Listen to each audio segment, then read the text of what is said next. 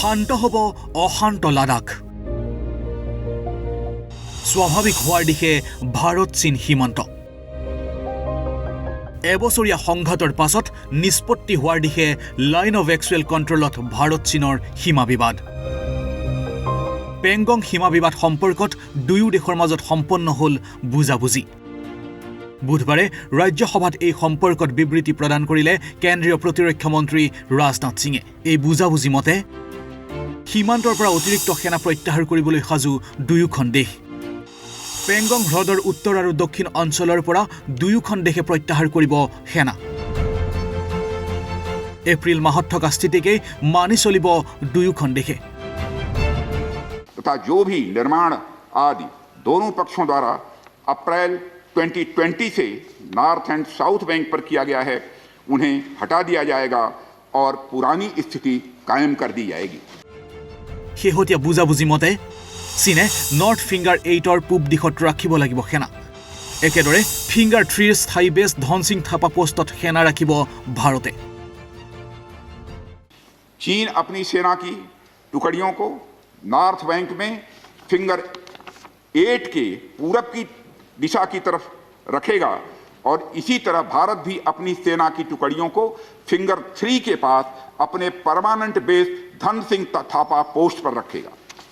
इसी तरह की कार्रवाई साउथ बैंक एरिया में भी दोनों पक्षों द्वारा की जाएगी। ये कदम आपसी समझौते के तहत बढ़ाए जाएंगे।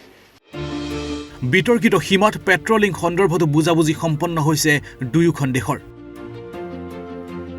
পৰৱৰ্তী কূটনৈতিক বাৰ্তালাপৰ পাছতহে সীমান্তত পেট্ৰলিং কৰিব পাৰিব দুয়োখন দেশে।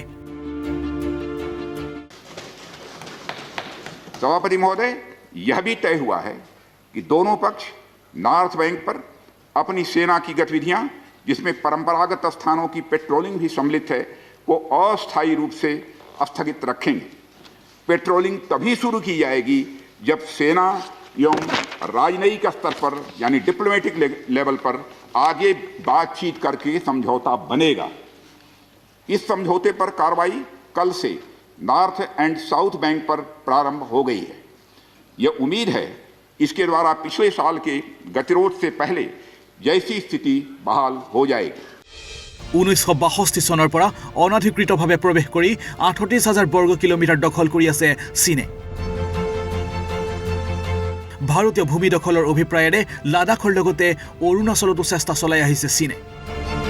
ৰাজ্যসভাৰ মজিয়াত পুনৰ এবাৰ হুংকাৰ ৰাজনাথ সিঙৰ। আমি 1 ইঞ্চি ভূমিও এৰি নিদিওঁ।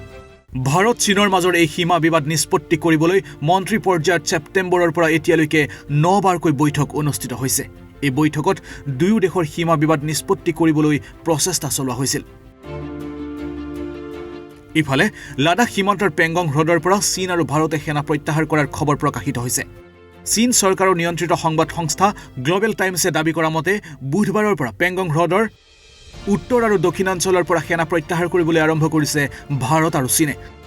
দুই দেশৰ সামৰিক বাহিনীৰ শেহতীয়া আলোচনাৰ সিদ্ধান্তৰ মৰ্মে দুই দেশে বিবাদিত স্থানটোৰ পৰা নিজ নিজ সৈন্য বাহিনীক প্ৰত্যাহাৰ কৰিছে বুলি চীনা প্ৰতিৰক্ষা মন্ত্ৰালয়ে নিশ্চিতি প্ৰদান কৰিছে। ইফালে প্ৰতিৰক্ষা বিশ্লেষকৰ মতে এয়া চীনৰ ভাৰতৰ বিৰুদ্ধে অন্য এক কূটকৌশল। লাডাখৰ দুৰ্গম পাহাৰীয়া অঞ্চলত প্ৰচণ্ড শীতৰ বাবে দীৰ্ঘকাল তাত সেনা মোতায়েন কৰি ৰখাটো সম্ভৱ নহয়। এইবাবেই চীনে কৌশলগতভাৱে পেংগং হ্ৰদৰ পৰা সেনা বাহিনী প্ৰত্যাহাৰৰ সিদ্ধান্ত লোৱা বুলি দাবী কৰিছে বিশ্লেষকসকলে। উল্লেখ্য, বিগত বৰ্ষৰ মাৰ্চ মাহৰ পৰা চীনা সৈন্য বাহিনীয়ে লাডাখত আগ্ৰাসী ৰূপ ধাৰণ কৰিছিল।